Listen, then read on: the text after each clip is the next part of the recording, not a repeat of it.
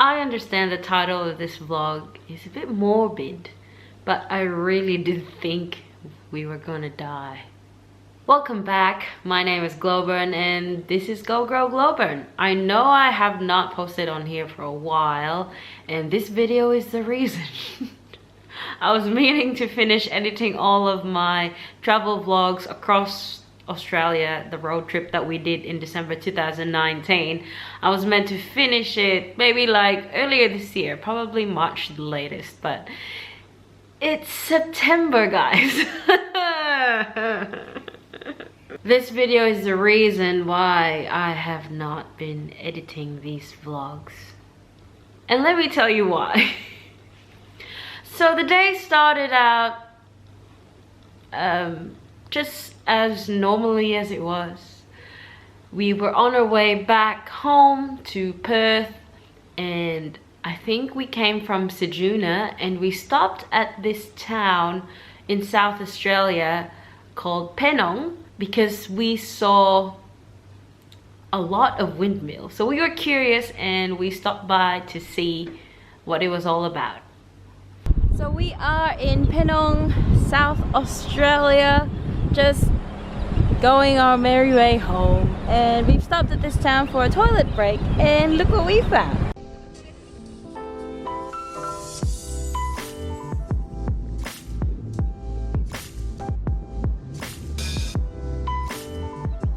We found windmills of various different shapes and sizes, and there's a lot of them here, and I think these ones are huge, and I guess today was kind of a really good time to see them because it's very windy, it's very hot, there's a lot of flies. This area is the story, or like it's like a museum information center about the windmills. So apparently this was an idea that started in the year 2000. The town of Penong in South Australia was known as a town of windmills because when people passed by from the air highway going either to South Australia or Western Australia, there's a lot of windmills all around the town. But because of development, they've all moved from the old style windmills to like solar powered pumps. So two people, Bob and Tim, decided that windmills were the key ingredient to get this town back going. So they all gathered all their friends, got some funding and built this windmill museum so that people are encouraged to stop by and pour some money into the economy of this wonderful little town. The first windmill they created or built was called the Comet, and it's that biggest one at the back over there. And from since then they've built different other kinds of windmills to add to the collection of this museum.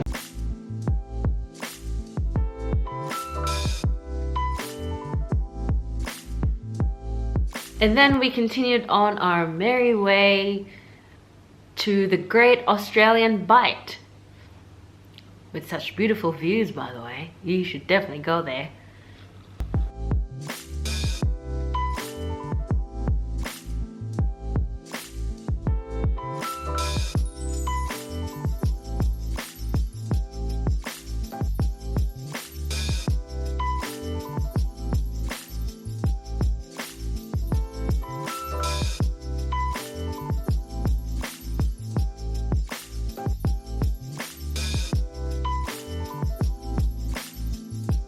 While driving on the Nullarbor Plain, the treeless plain in between South Australia and Western Australia, we saw the sign saying the Head of Bight Whale Centre turn off. So we turned off and let's see what this vantage point has to offer. I'm excited. I've only ever heard of the Great Australian Bight on the map and I never knew what it meant. What does it mean? I have no idea. I think it's a part of Australia. It looks like the bite's been taken out of. Yeah, but it's spelled B-I-G-H-T. I don't know. There's admission fees. Off season it's $8 per adult, so that's pretty cheap.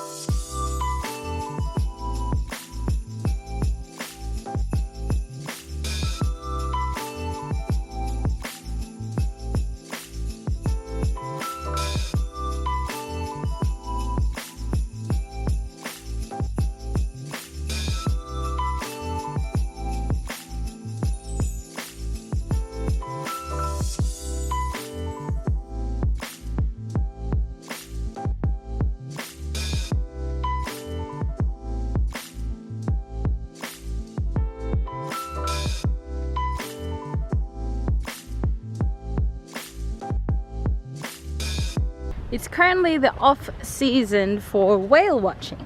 Whale watching is best from June to October, where usually the whales come visit the head of Bight, like in the Southern Ocean, to mate, socialize, and give birth. So I'm assuming that the admission fee will be a bit higher during those times, but even in the off season, it's just really amazing to look at the cliffs and imagine how long it took these cliffs to form, and look what they look like right now.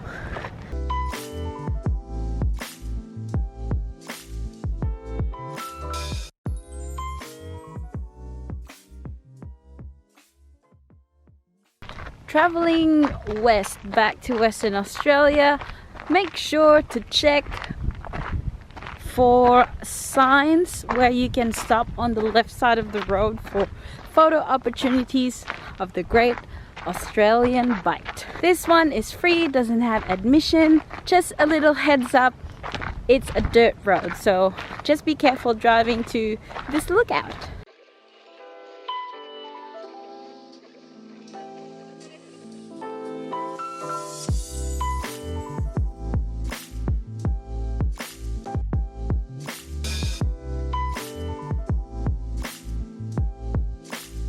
Hi, Graham. Hi. The one amazing thing about seeing the Great Australian Bight from the middle of the desert is that you can see the ocean, the sea, you can see some blue, not just desert, and it's so amazing. Like, this is where the desert and the ocean meet, or what does it say? Nullarbor National Park, where the desert meets the sea. And yes, I'm just reading a sign.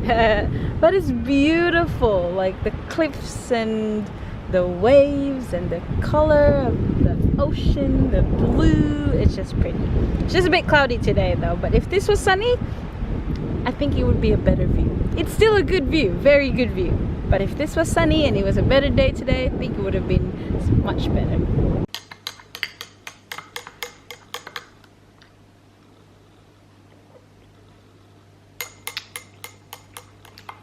We finally crossed over the border into Western Australia.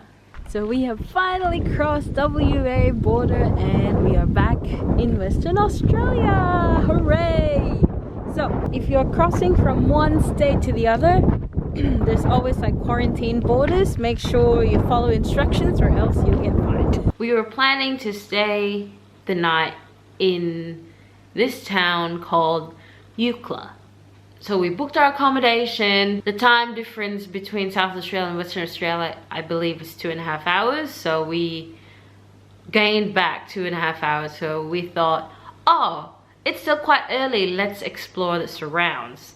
And I thought to myself, Ucla being the last town on the Nullarbor Plain before you get to South Australia must have something to offer. So I looked up on Google and I found 2 historical spots to visit, and so we made our way down the mountain from the town, which is probably just comprised of 10 people at most aside from like the travelers, towards the old telegraph station.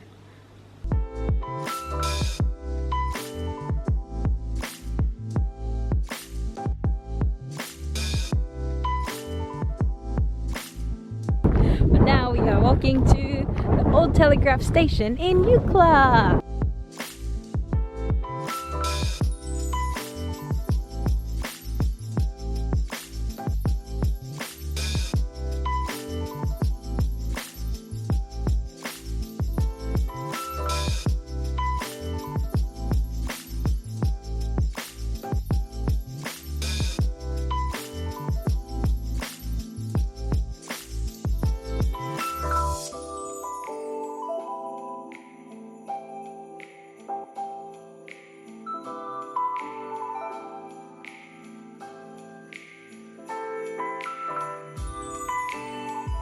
You know how when you look at Google Maps, there are different icons for different places, like a spoon and a fork for places where you can eat at, a bed for where you can stay, a like this camera icon, like a blue camera icon for places where you can take good photos or like historical landmarks and things like that. So on Google, as I was searching for things to do in this town, because we're going to be staying here for the night, there was this, I think it was a camera icon, and it said Old Ucla Jetty. Upon looking it up, this jetty was actually used way back when Australia was first discovered, or the years after that, as a docking point for like fishermen, for trade and all these things, but obviously it's not used anymore. And so after the telegraph station, we decided, well, it was my fault, I decided that we should go see this jetty because I'm a history buff and I want to see these things and I want to be adventurous. But now, I don't know what I was thinking. I thought perhaps it was just like a few hundred meters. Perhaps, you know, we would see it straight away, but we didn't. And in fact, I didn't even bring my phone with me. I only brought this camera, the vlogging camera, and I brought 2 disposable film cameras to document. I was so dumb. Why did I not bring my phone? I don't know. And also, for some reason, Graham didn't bring his as well. Why? And so we ventured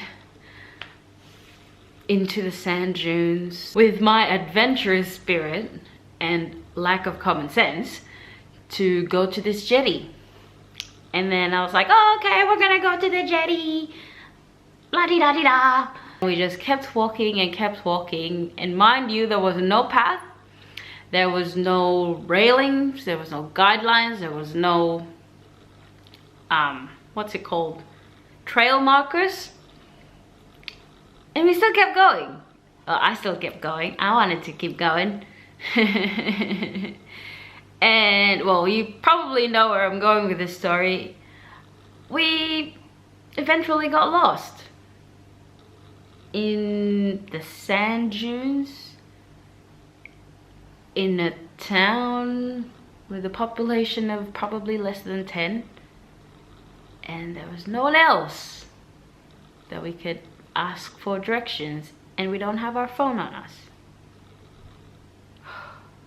I am still traumatized. I am still scared. Every time I try and edit this video, or even the videos leading up to this video, I just stop because I'm just very bad memory.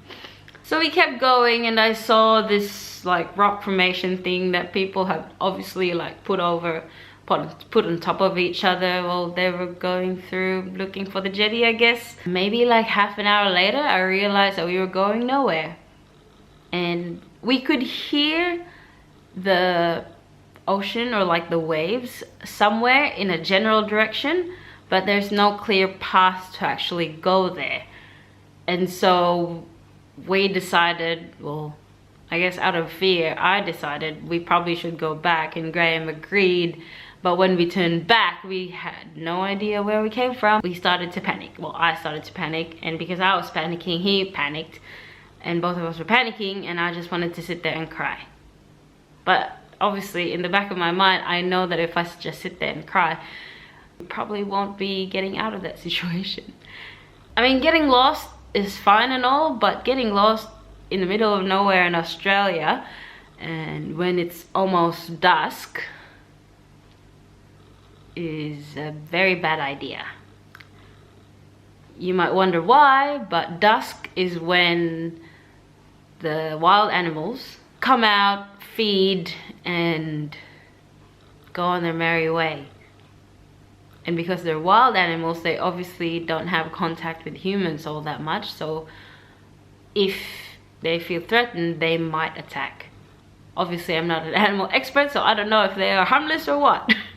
So we just kept going, and I just kept saying, There's footprints, let's follow the footprints. Graham and I were arguing which way to go. He said to go this way, I said to go that way, and then before long, the footprints that we were following became lesser and lesser in number until it was only just one set of footprints that didn't even look like humans' footprints. This is when we were starting to really panic. I was crying.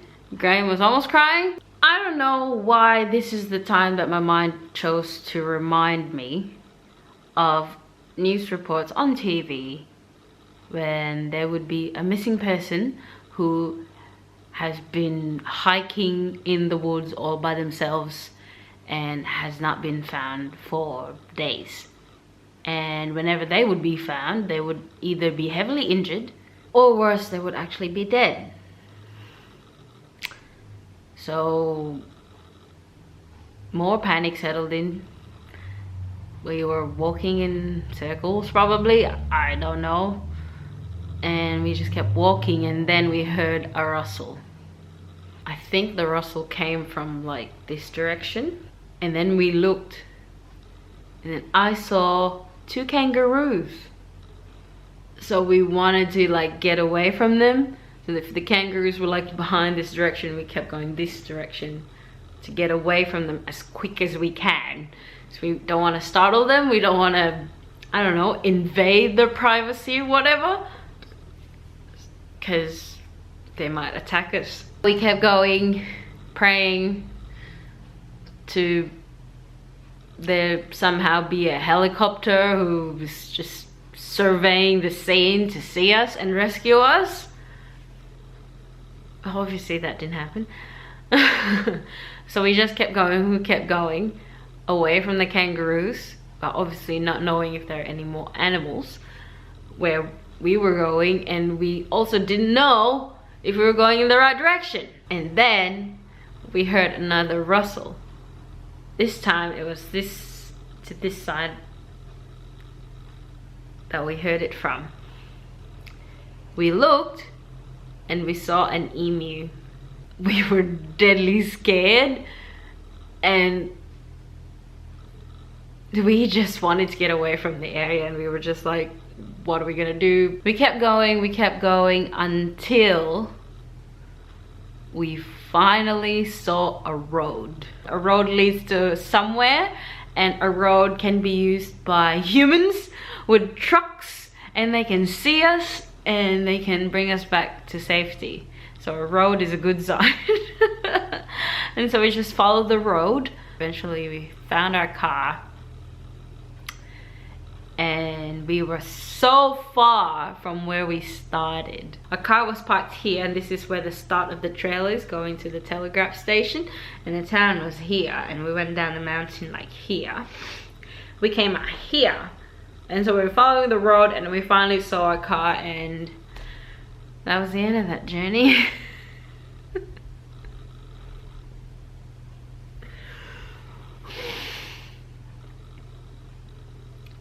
To this day, I'm so thankful I'm safe.